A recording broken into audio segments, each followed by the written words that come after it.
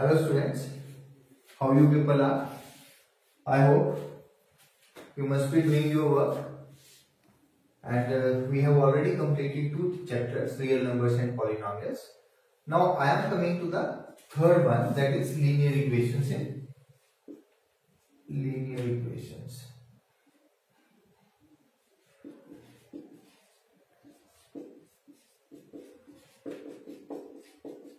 Basically, the topic in our book is linear equations in two variables.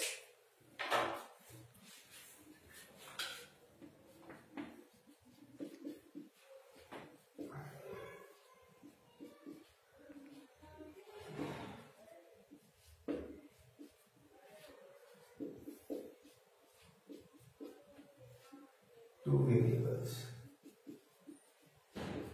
पहले हम समझते हैं कि लीनियर इक्वेशन होती क्या है। हमने पॉलिनोमियल्स पढ़ा था, हमने डिग्री ऑफ द पॉलिनोमियल पढ़ा। अगर मैं एक इक्वेशन लेता हूं, let's say 3x plus 4 equal to 3, let's suppose ये इक्वेशन है जिसमें एक वेरिएबल है और इस वेरिएबल की पावर 1 है। पावर 1 का मतलब हो गया इसकी डिग्री 1 है। तो जिस इक्वेशन की डिग्री 1 होगी उसको हम लीनियर इक्वेशन बोलेंगे। पॉलिनोमियल में हमने पढ़ा था जिस पॉलिनोमियल की डिग्री 1 होगी वो लीनियर पॉलिनोमियल होगा, 2 डिग्री होगी क्वाड्रेटिक पॉलिनोमियल होगा। तो यहां पे डिग्री 1 है इसलिए ये लीनियर इक्वेशन है। वेरिएबल एक है तो it is linear equation in one variable. Suppose मैं लिखता हूं 3x plus 7y plus 9 equal to 0।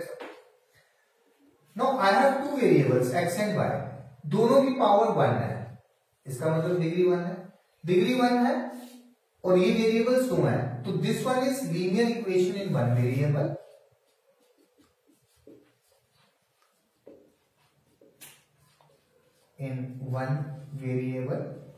and this is linear equation in two variable.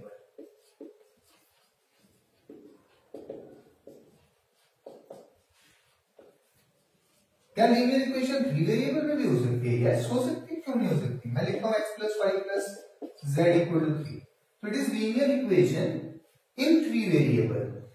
But हम अपने सिलेबस में रिस्ट्रिक्ट करेंगे, हमारे पास जो सिलेबस में that is linear equation in 2 variables. I am taking general linear equation, जैसे मैंने तो एग्जांपल ले ली 3x plus 4y equal to कुछ भी, पर एक जनरल इक्वेशन अगर हम शो करेंगे तो उसको शो करेंगे ax plus by plus c equal to 0। This is called general linear equation in two variables.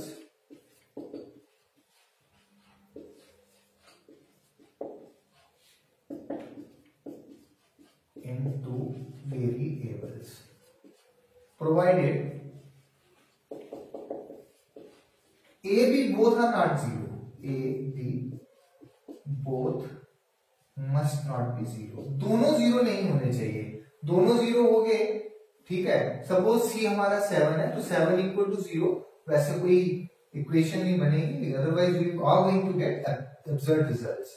a b both must not be 0 in two variables provided a b both must not be 0 and a b can be any other real numbers, a b c rather, a b and c are any real numbers, लेकिन a और b दोनों इकट्ठे 0 नहीं होने चाहिए।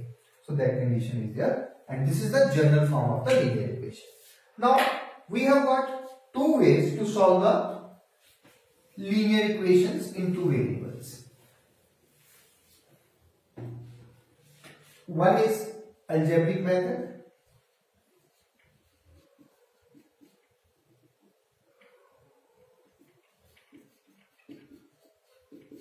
and the other is graphical method.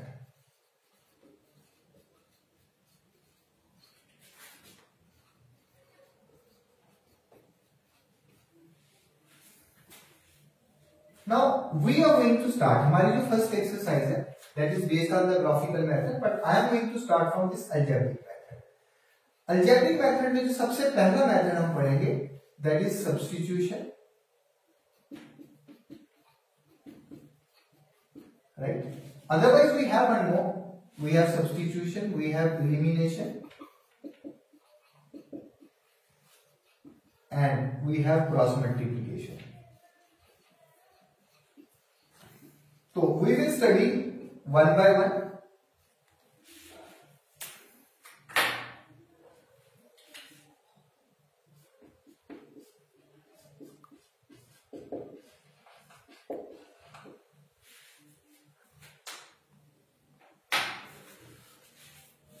तो number one we are going to start this with substitution method. अब ये मेथड क्या है, मैं एक एग्जांपल ले लेता हूं, रादर जो क्वेश्चन एक्सरसाइज में वही ले लेता हूं and I will explain.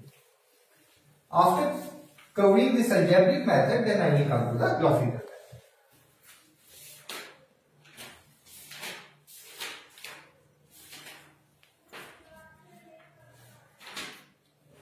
Exercise 3.3 in your textbook. Solve the following pair of linear equations by the substitution method. Now there are two variables, so we will be given two equations.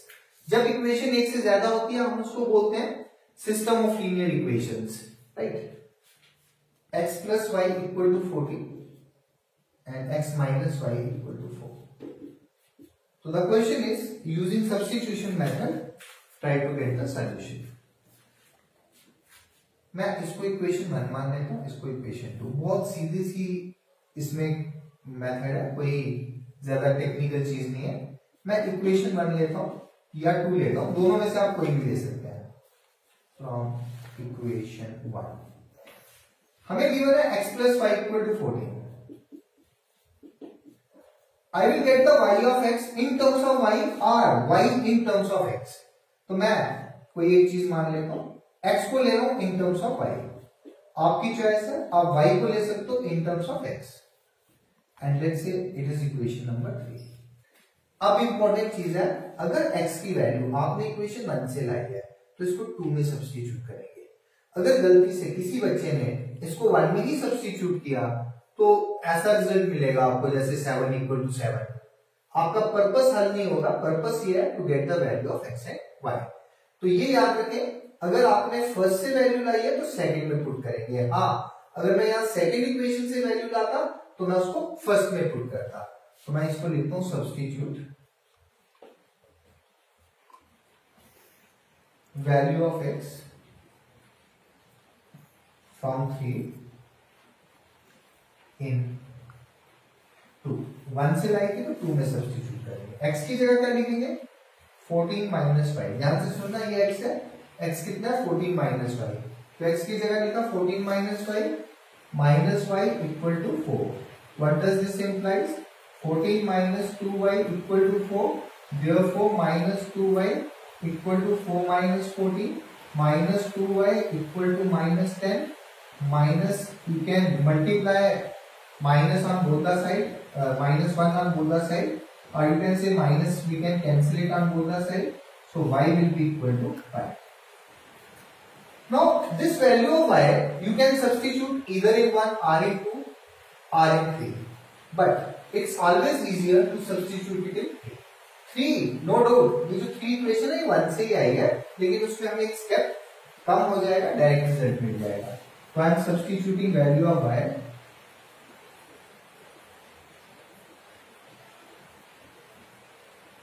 of y in 3। x कितना हमारे पास 14 minus 5, x की value कितनी आ गई 9। That was the substitution method. I think that's not a difficult one. Should I erase this one?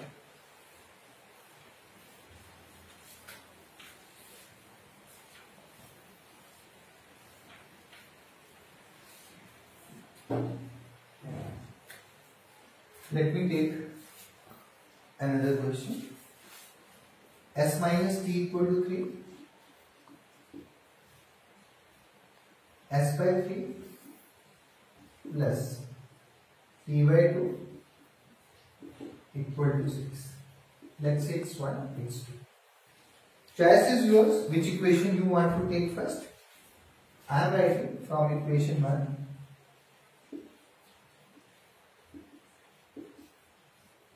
S, I am writing it directly now. S minus t is 3, so S will be t यहाँ जाएगा plus हो जाएगा t plus 3, and let me take it as equation 3, right? Substitute value of s from 3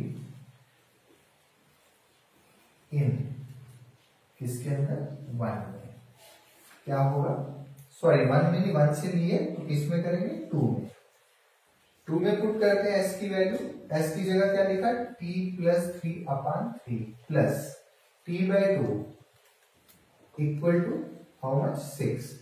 what does this imply, can I take the LCM 6, 2 से multiply होगा, ऐसे लिख लो इसको पहले, plus 3t equal to 6. What does this imply, 6 I am shifting to this side, दो step simultaneously कर रहा हूं, पहले इस ब्रैकेट को खोल रहा हूं, ये आएगा 2t plus 6 plus 3t and this 6 I am shifting to this side will become 36. What does this imply, 2t plus 3t is 5t equal to 6 minus हो गया 30 आ गया, therefore t equal to 30/5 आ जाएगा, इस 6 आ जाएगा.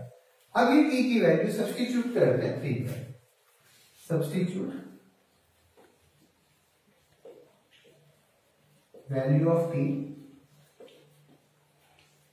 इन इक्वेशन 3 क्या होगा, s equal to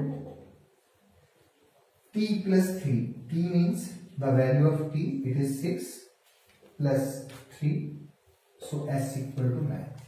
अब ध्यान से सुनना, ये जो s और t की वैल्यू है, ये जब पहले क्वेश्चन में हमने x और y की निकाली थी, अगर मैं फर्स्ट इक्वेशन में डालूंगा सेटिस्फाई होगी, सेकंड में डालूंगा सेटिस्फाई होगी. एक बार चेक कर लेते हैं. s 9 है, अगर ये इक्वेशन आपने यहां देखें, मैंने इसको लिया 9 माइनस t कितना 6, हाँ जी, क्या ये 3 आता है, बिल्कुल आता है, that is correct. Now I am taking the second one, यहां देखें ये वाली, s की जगह कितना लिखा हमने 9 अपॉन कितना 3, s/3 है, s की वैल्यू लिखी, प्लस t कितना 6 अपॉन 2, तो ये कितना आना चाहिए 6, चेक कर ले करेक्ट है, 3 3 2 3 3 प्लस 3 6 है, बिल्कुल करेक्ट है. तो जो वैल्यूज आती हैं वो दोनों इक्वेशंस को साइमल्टेनियसली सेटिस्फाई करती है.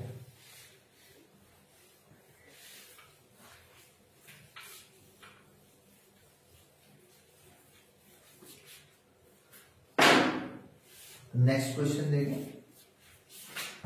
It is basically first question going on, so it's the third part which I am taking. Rather, I want to take fourth part, third you can try. Fourth part is 0.2x plus 0.3y, it's decimal here, equal to 1.3, let's say it is equation 1, then 0.4x plus 0.5y equal to 2.3, and let's say it's equation 2. Now, again, I am taking equation 1, but it's not mandatory that we take equation 1. अगर किसी को लगता है second से value easily निकलेगी तो second ले सकते हैं. 0.2x, can I write it 1.3 plus 0.3y, right? So x will become 1.3 plus 0.3. I think I have written something wrong here. 0.2x, this 0.3 when will be shifted to this side, it will become minus, so please write minus here, make the correction. So x equal to, here it should be minus upon 0.2, so 1.3, and y is also in here, y is also in here. So let me say this equation is equation 3.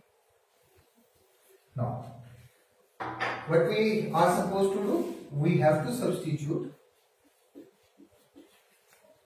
value of x from this equation in 1 से लाइए, किसमें put करेंगे 2 में.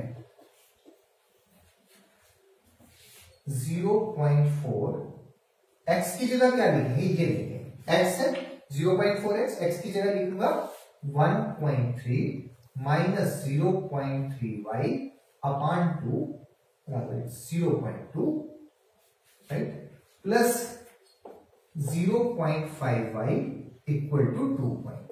Simplify करेंगे, ध्यान से देखें, यहाँ भी एक डिजिट के बाद डेसिमल है, यहाँ भी, तो ये कट जाएगा। कैन आई राइट इट 4/2, इसको बाहर लिखो, तो ये बना 1.3 माइनस 0.3y। क्लियर है?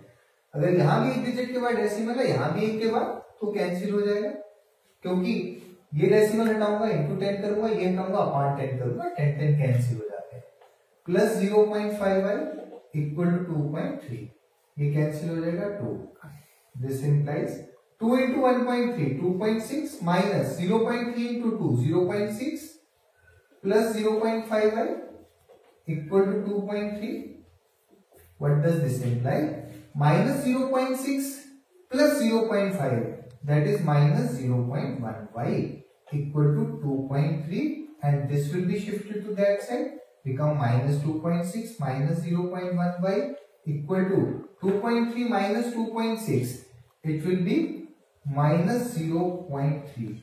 This is cancelled, so y equal to 0.3 upon 0.1. This implies y equal to 3. So substitute the value of y,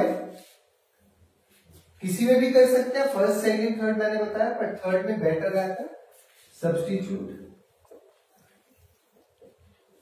value of y in 3, x equal to 1.3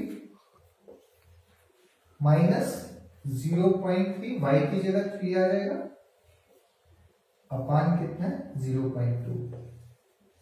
Therefore x equal to 3 into 0.3 will become 0.9 upon 0.2. So x equal to 1.3 minus 0.9 is it's 0.4 upon 0.2. So I told you here also 0.4. It was here 0.4 upon 0.2. That will become 2. So x is 2. So value of x is 2, y is 3. अगर आप एक बार check करना चाहते हैं, जैसे इस equation में डाला 0.2 into 3 कितना बना 0.6 प्लस 0.3, सॉरी y लिया मैंने, x कितना था 0.2 और x की जगह 2 वैल्यू, 2 into 0.2 is 0.4 प्लस ये 0.3 है और y कितना है 3 into 0.3 is 0.9. If you add it, you will get 1.3 which is here. So that is correct. Similarly, if you want to check it, अगर क्वेश्चन आता है find the value of x and y, it's not necessary, it's not mandatory to check it, but still if you want to check it, you can. So I am erasing this one. Coming to the next question.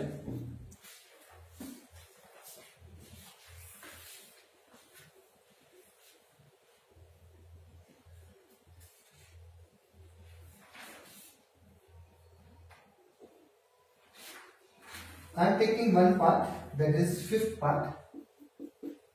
It is under root 2x plus under root 3y equal to 0, and then under root 3x plus minus under root 8, sorry it's minus here, under root 8y equal to 0. So let's take it as equation 1 and 2. Now, from 1,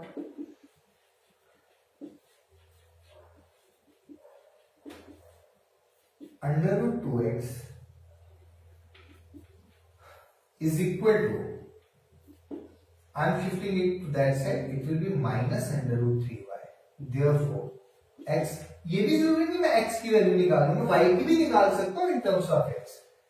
x कितना आ रहा है minus root 3y upon under root 2. So this is equation number 3, let's say. So I am substituting the value. Let's see what I will get.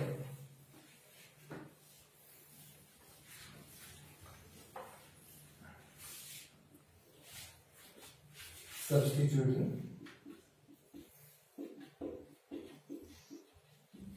x in 2.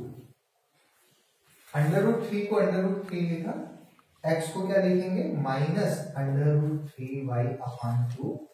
Clear? Minus under root 8y equal to 0। √3 into √3 ये बता, minus into plus minus रहेगा, √3 into √3 3 बनेगा, y upon 2 minus √8y equal to 0। अब यहां हम क्या कर सकते हैं? At the most I can take minus common in both and y also. ये क्या बचा? 3 upon 2 minus √8 equal to 0 minus, if I multiply both sides by minus तो ये कैंसिल हो जाएगा, ये ऐसे बन जाएगा y 2 3 माइनस 2√8 इक्वल टू 0। देखिए y और इस पूरे नंबर का प्रोडक्ट 0 है, तो अगर दो नंबर्स का, दो रियल नंबर्स का आई एम सेइंग प्रोडक्ट 0 होता है तो उनमें एक 0 तो जरूर होगा, दोनों भी हो सकते हैं बट एक तो जरूर होगा। अब मुझे पता है ये पूरा नंबर 0 नहीं है, ये पूरा complete number it is not 0। कहीं से दिख रहा है 0 आएगा? नहीं आएगा, तो ये 0 नहीं है। तो इसका मतलब क्या हो गया? y 0 होना चाहिए, this implies y should be 0, so the value of y is 0। I think I am clear to you. या फिर जो आप ट्रेडिशनली करते थे जैसे कि भाई मैं इस पूरे को यहां शिफ्ट करूं, 0 से डिवाइड हो जाएगा और वो 0 आएगा, वैसे आप सोच सकते हैं। अब substituting y in 3,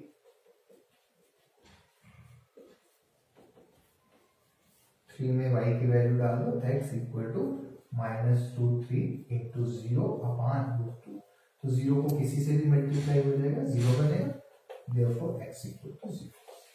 So this is the way how we solve the equations, right? The system of linear equations in two variables by substitution method. अब इसके बाद का जो मेथड होगा वो एलिमिनेशन मेथड होगा, लेकिन उससे पहले कुछ एक एप्लीकेशन पार्ट है। एप्लीकेशन का मतलब जहां पे हम इसको यूज कर सकते हैं इक्वेशंस को, ठीक है। तो इसको हम वर्ड प्रॉब्लम भी बोलते हैं, बट उसके पहले एक प्रॉब्लम मैं सॉल्व कर रहा हूं, दैट इज क्वेश्चन 2 हियर। ध्यान से सुनना, क्वेश्चन है सॉल्व, दो इक्वेशंस दी हैं जिनको सॉल्व करना है। 2x plus 3y equal to 11 and 2x minus 4y equal to -24, right? This is 1, this is 2। Solve करने के बाद क्या करना है? Hence find the value of m, hence इनको सॉल्व करना है, ऐसे है question, solve, hence find m for which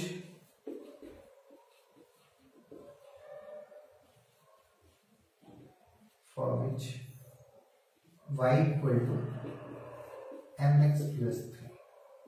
x और y निकल जाएगा, x की वैल्यू डालेंगे, y की डालेंगे, m ऑटोमेटिकली आ जाएगा। तो सबसे पहले हम क्या लिखेंगे? फ्रॉम, आपकी चॉइस है 1 लेना है या 2 लेना है। फ्रॉम इक्वेशन 1 मैं डायरेक्ट लिख रहा हूं 2x, 3y इधर जाएगा, क्या बनेगा? 11 माइनस 3y। तो x कितना बन गया? 11 minus 3y upon 2, right? And let's say it is equation 3। अब क्या करेंगे? ये x की वैल्यू किसमें सब्स्टिट्यूट करेंगे? 1 से निकाली थी तो 2 में करेंगे सब्स्टिट्यूट।